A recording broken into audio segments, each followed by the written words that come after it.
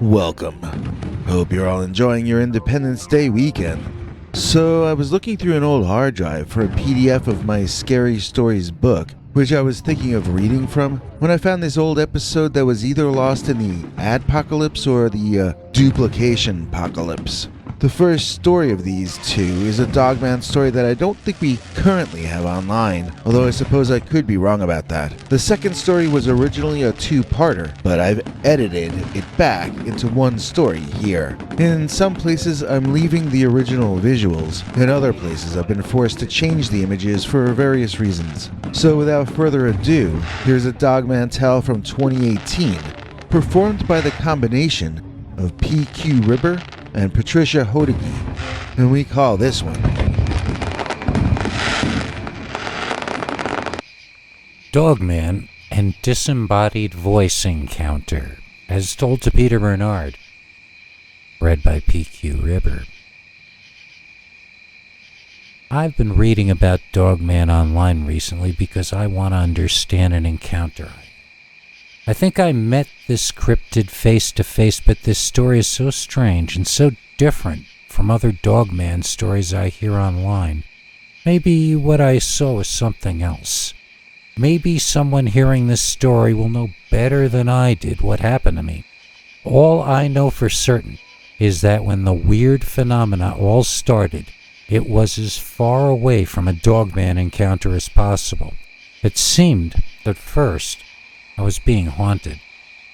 Let me start at the beginning, so that this makes more sense.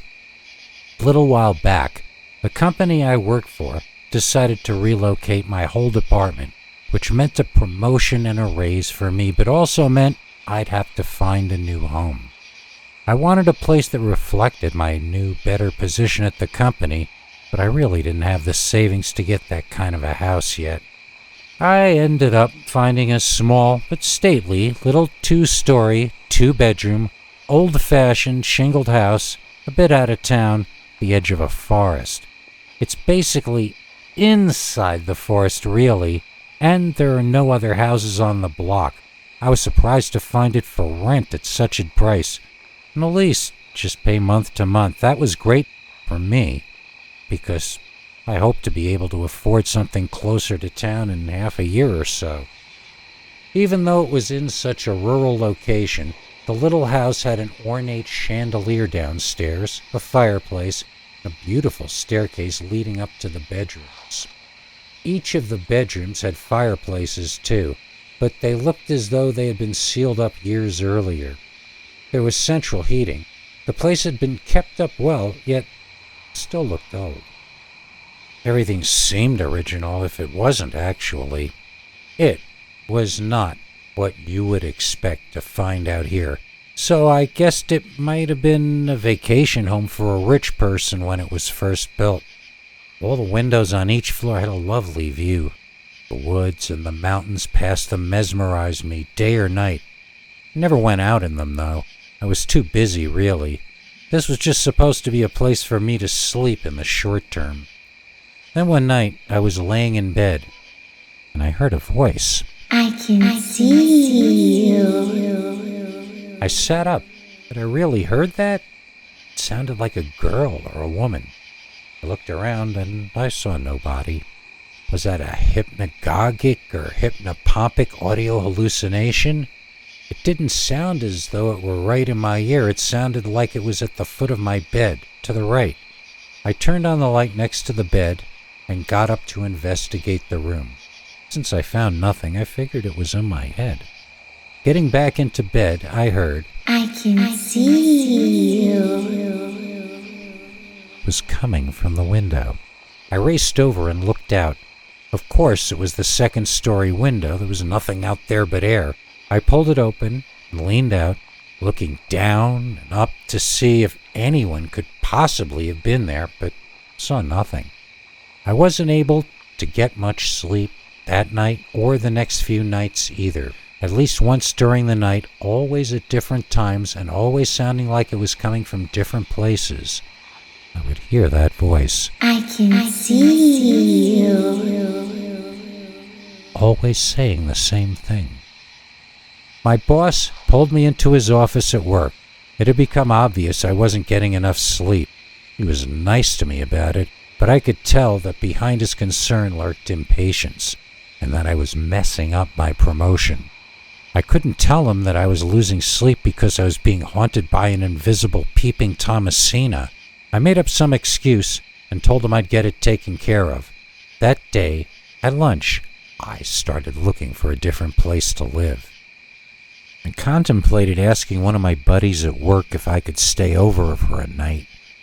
But they're both married, and I knew it would be imposing. Plus, I couldn't think of any good reasons why I would need to be there besides, my house is haunted.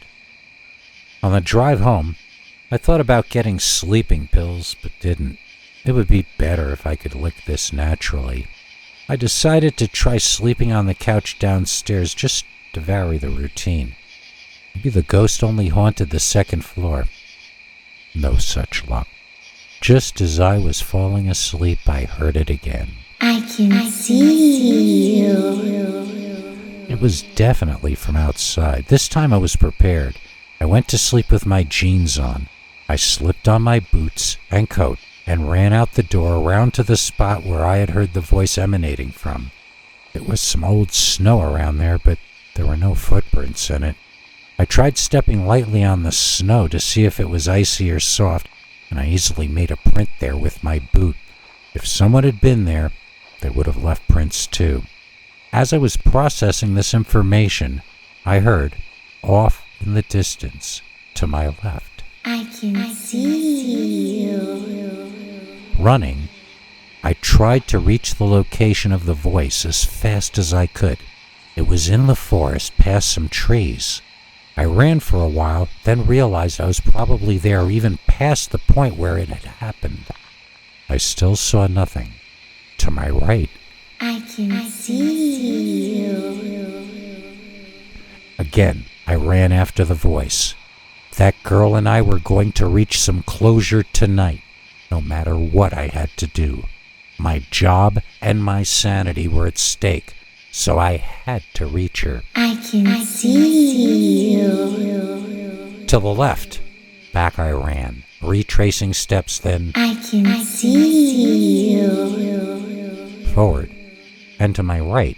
On and on this went, until I realized I had absolutely no idea where I was in this forest, and I was getting pretty tired from the effort. When I reached this next location, if she wasn't there, I was going to have to give up and try to find my way home. Seeing nobody at all, I stopped running and bent down to catch my breath. Then, from just the other side of the large bush in front of me, I heard, I can smell you. well, that was different. Forgetting how tired I felt a second earlier, I tore around the bush with all the speed I could manage, slicing my hands and cheek on some thorns in the process. I got to the other side and found nothing. Once again, nothing. I would have felt crazy if I weren't so annoyed. That's when something touched me on my back and I heard, I can touch you. Turning around, I saw no little girl. I saw no adult woman either. What I saw did not look like a girl or a ghost or even a human. What I saw was a monster. It had a long snout and it had pointed ears, but other than that, it did not match the normal description of a dogman. I'd say its snout was more rat-like than dog-like, but that might be because it constantly was twitching in a way that reminded me of a rodent. The teeth were more like a large canine or even feline, not like a rat or hare. The eyes looked insane. It looked diseased. Parts of it looked like they were bubbling, as though it were having trouble maintaining its form, or maybe like something was crawling under its skin. Whatever it was, it screamed at me.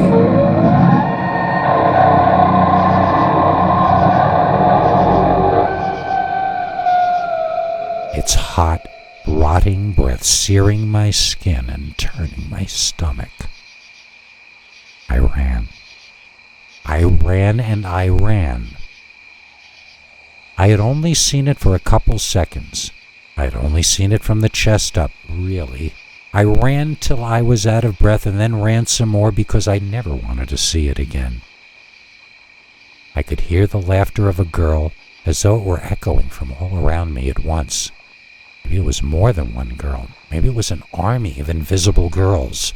My heart was beating so hard I was convinced I was going to have an attack. And then I saw it. My car, the house, but mostly my car. I ran in the house, grabbed my clothes for tomorrow and my car keys, then drove off into the night. I Googled for a hotel on my phone, and that night I had my first decent sleep in weeks. So what exactly happened to me? Who or what was making that girl voice? Why would it be working with that Dogman creature? Was the Dogman creature itself something projecting that voice? I never saw it actually speak, and I couldn't imagine that rat snout forming words so delicately. Did I encounter one entity or two? Could it have been a shapeshifter, like a shaman or evil wizard from a native culture? Or was it just what it looked like? Some kind of monster dog rat thing? I've read some stuff about infrasound being able to cause hallucinations. Could the creature have been emitting low-frequency sound? And could my own mind have provided the details of what I heard? Or could the creature itself have been an illusion brought on by low-frequency infrasound? My only wounds from the event were inflicted by that unholy bush, so I don't have direct evidence proving that I encountered any physical being. And so, that's why I've been reading about Dogman a lot lately. Is that what I encountered? And if not, does anyone have any idea what this might have been? All I know is, next time I hear a disembodied voice, I will not, in any way, investigate it.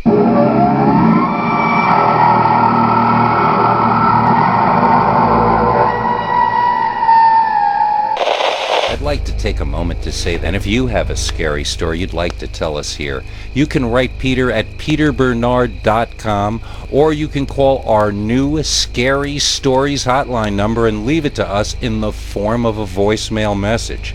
It's easy to remember. 804-LESCARY. That's 804-LESCARY, or 804-537-2279. Now, I should warn you about this second story before I play it. This was me trying to record back before I had a real microphone. It sounds like I was standing outside in the original. I've tried to fix the audio as much as I can, which is not that much. I thought about reading this one again, but I can't find the file, and I think I just wrote it out longhand and read it from my notebook. This story I find particularly interesting right now because of the changing meaning of one word in the title. And that title is Real-life cannibalistic humanoid underground dweller, submitted by an anonymous listener, read by Peter Bernard. Welcome to New York City. Years ago, when I was 18, I was production assistant on the movie Chud, or Cannibalistic Humanoid Underground Dwellers. It was a movie about homeless people living under the streets of Lower Manhattan who were exposed to radioactive material that the government was illegally storing under New York City. These people mutated into big green monsters that ate humans. I got to work during the shoot helping to paint the monster heads and arms at the home of John Caglione, who later won an Academy Award. I got to visit the tunnels and abandoned storehouses underneath the Brooklyn Bridge, and I got to help create a sewer system out of styrofoam board on the third floor of a building overlooking Broadway. The movie, which later became a running joke on The Simpsons, is something I'm very happy to have as a part of my past. That's why I was particularly interested in the following letter sent to me by a lady living in Harlem who wishes me to leave her name unmentioned. I don't think she ever saw the movie Chud. At least she's never mentioned it in her emails to us. But I personally see remarkable similarities between the two stories. If anybody who lives in her neighborhood is watching this video, I'm especially interested in hearing if you've seen or heard of anything being described in these stories I'm about to read. And if you haven't, I'd love to hear that also. I have no idea if this is for real or not, but I'm going to read it because whether true or not, I think these are great stories. The film I worked on back in the 80s is clearly fiction, but this lady says her story is true. Is it a case of life imitating art? Or at least life imitating a low-budget monster picture? I'll read her letter to you and let you decide for yourself. Dear Scary Stories New York City, I have a scary story for you that takes place in New York City, and it's still happening now even as I write this to you. For my entire life, I've lived up in Harlem, all the way on the west side in a tall apartment building near Riverside Drive. It was my family's apartment when I was a kid, then my parents moved to Yonkers and it's been mine since. I've seen the neighborhood change in a lot of ways, but the strangest and most troubling change has been the arrival of the sewer people.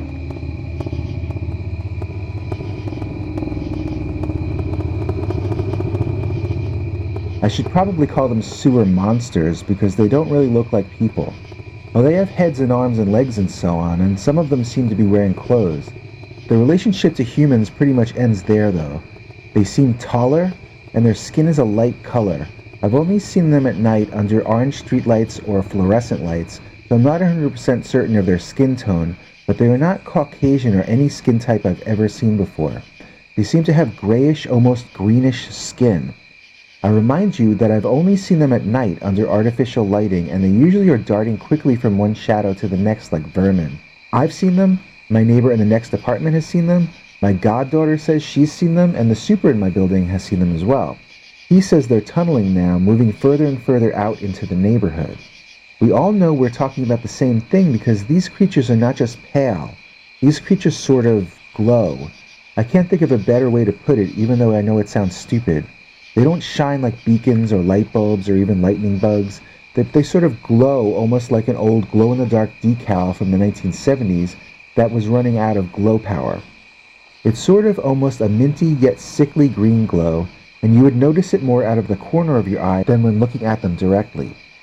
Some of God's creatures are blessed with the gift of camouflage, but these things have anti-camouflage. You notice them even if you're not trying to. The first story I want to tell you about them is not the first that happened chronologically, but I personally suspect it might be the most important. One night last summer, my neighbor and some friends were hanging out on our roof, which has a view of the water and New Jersey in the distance. Someone shouted at all of us to look, and what we saw was one of the monsters I'm telling you about actually crossing the Henry Hudson Parkway over there, just walking like a pedestrian. Cars were screeching to stops. One of them clipped the monster, but it just kept going like it didn't care. A car slammed into the back of a van, and there was all this chaos, but the monster didn't react to any of it. It dove off the edge of the parkway into the water. We all gasped as we thought it was killing itself. It was a horrible thing to look at. But then we all noticed it was swimming. It was still alive, and it was swimming out to that waste treatment plant out there. It swam underneath, and that was the last we saw of it. The general impression that night was that it was swimming under the building and then beyond it out of our line of vision. I don't know why we thought that, because since then I've wondered if maybe something under the waste treatment plant was what attracted it. Because since then I've come to think that maybe these monsters are mutations of nature.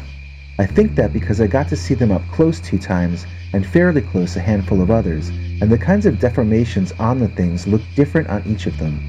I guess the only way to explain would be to get into detail, so here are a few more stories to try to explain what I'm saying. The first time I saw one of them at a fairly close range was in the subway. I was standing on the platform of the City College stop of the number 1 train on the downtown side. It was around 8 in the evening, and I had just missed a train, so the platform was empty.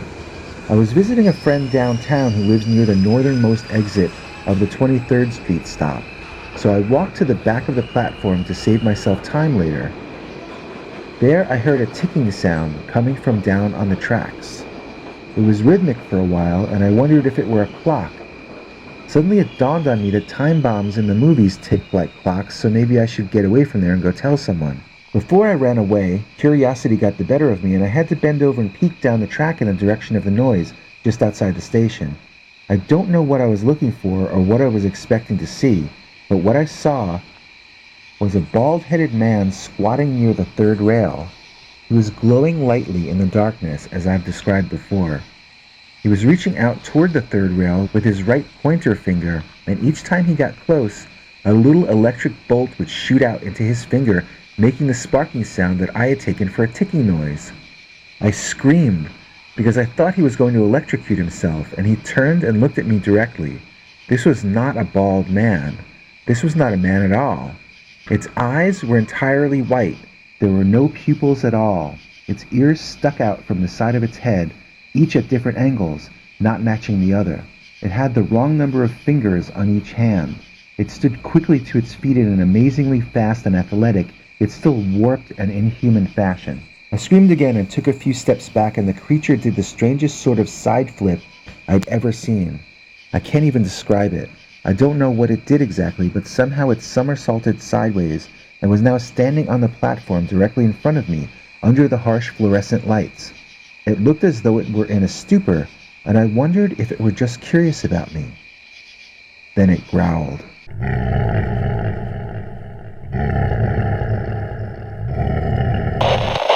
Real-life cannibalistic humanoid underground dweller, Part 2. Submitted by an anonymous listener, read by Peter Bernard. This lady says she and her other friends living in the West 130s are seeing strange man-like but mutated creatures roaming the neighborhood at night. They saw one swim out to the waste treatment plant located off the shoreline, and suspicions are that toxic waste somehow played a part in their coming into existence. As we begin Part 2, the lady had just seen one of the creatures touching the electrified third rail on the subway track just to amuse itself. After she screamed, the creature executed an Olympic-quality sideways leap, and now the lady found herself standing directly in front of some sort of mutated, underground humanoid. Let's now resume the letter.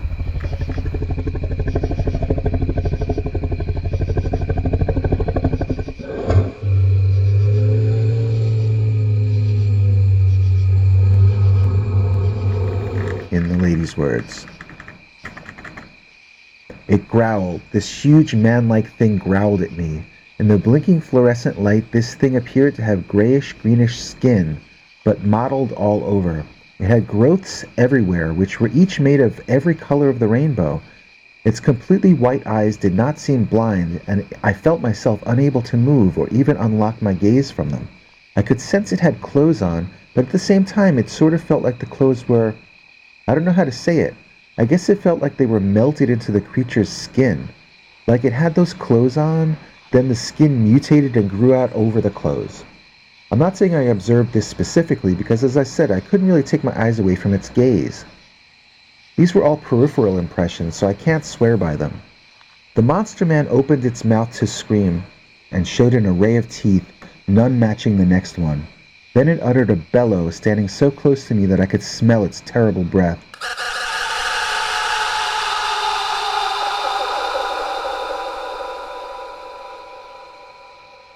I realized I was blacking out and sat myself down on the concrete before I lost consciousness. When I woke up, I was minus my pocketbook, but otherwise fine. I guess when I fainted, it went away. And then after it was gone, someone stole my pocketbook. Really nice of nobody to help me, but what can you do? I went home to put a stop to my credit cards before much damage could be done, and was too busy over the next few weeks dealing with the loss of my money and personal items to put much more thought into the monster encounter. In fact, it never even occurred to me to avoid that train station or to alert the authorities to the presence of the creatures, if they even would have believed me anyway. It was a few weeks after that. I had just managed to get a new cell phone that day, long story. I was coming home from hanging with my friend, and as I took one step onto the platform at 137th Street, I hesitated. Suddenly I remembered what happened to me the last time I'd been in this station. I stood there, thinking about getting back in. The walk from the next station wouldn't be something I would want to make that late at night. I was tired, it was after midnight, and I just wanted to get home. The car door closed on me, waking me from my reverie, and I jumped out of the train. Walking as quickly as I could toward the exit, I cursed myself for not sitting in the car closest to it. Now I had to practically walk down the entire platform to get out. The train left the station loudly, and I rushed faster. I felt a sort of safety as long as it was still in the station. Once it was gone, I would be alone, as the only other passenger who got off here was already up the stairs and gone. I felt my heart beating faster, and I decided this would be my last time ever in this particular train station, whether I got out safely or not. I was passing one of those large garbage bins they have on the platforms when a rat ran out in front of me, jumping back down onto the tracks. I thought I was going to have a heart attack, but the instant I realized what it was, an immense sense of relief washed over me. At least it wasn't one of those monsters. That relief was short-lived, as now with a crash and a sickening grunt, something else flew out from behind the garbage bin. Something barely missed me by an inch. It was another one of these monster mutant men, and it was chasing the rat. It flung its body onto the tracks, and I heard a lot of scuffling as both the rat and the monster ran across the tracks to the other side and straight into a large fissure in the underside of the downtown platform. A mouse hole. They basically ran into a mouse hole. Looking back at the garbage bin, I could now see that there was a large crevice eaten out of the wall behind that as well. I'm sure I don't have to tell you that I screamed and I ran all the way home. That was the last time I ever used that station, but not the last time I saw one of these creatures. I can give you more stories about these things than you would have time to listen to. What I want to know is, what are they? What if they aren't human beings who mutated? What if these are the trolls of legend? What if these things have always lived underground and only now by accident they tunneled into my neighborhood? But if they are a true species of their own, why do they seem deformed? And why are all their deformities so different from each other? And why have I never seen a female? Actually, maybe I have and I just couldn't tell. I'm not going to move out of my home. I lived here when crime was rampant and my own cousin was robbed right in front of my own building. I'm not going to run away because of some gross human rat things. Maybe the city already is aware of them. I can't imagine that the people who work at the waste plant out in the water haven't seen them. Maybe the things were born there. Maybe they live there. Or maybe they just swim there to feed. I have more maybes about these things than I have facts. But I'm trying to talk my neighbors into joining me and going to see maybe the police or maybe our city council rep. So far, everyone is too afraid they'll be labeled crazy. The general attitude is that the city must know about it already and it's probably already being taken care of. But my super says they're growing in numbers and nobody's doing anything about it. This is my attempt to reach out and alert the public about this phenomenon, but even this I want to do anonymously. I don't mind if you don't believe me, but I hope you tell this story on your show. If I'm lying, then it's just some entertainment for your channel. But if I'm telling the truth, then maybe, just maybe, someone will do something to stop these creatures from infesting our neighborhood and our city. Thank you for your time. Thanks, Biggie. And thanks to all of you for watching this far. If you liked it, please click like. If you'd like to see more of our work, please subscribe. And also click that bell icon if you'd like to be notified when we put out a new episode. To become an executive producer, you can donate to us through the thanks button under each of our videos or through our paypal.me/PeterBernard209 page. To receive cool perks like secret uncensored Dogman episodes far too wild to ever run on this channel, you can become a YouTube channel member by clicking the join button. Or join our PayPal subscribers club at peterbernard.com. Joining either at the $3 a month level or above gets you access to our over 25 hours of secret uncensored Dogman stories available nowhere else. Do you have a scary story about Dogman or some other kind of high strangeness that happened to you? Let us know by emailing us at scarystoriesnyc@gmail.com or by leaving us a voicemail message at 804-LA-SCARY. You may need to call back on that one. It cuts off after I think 3 minutes. And if you don't want to do any of that stuff, thank you for simply watching to the end. Good night, and have a scary tomorrow.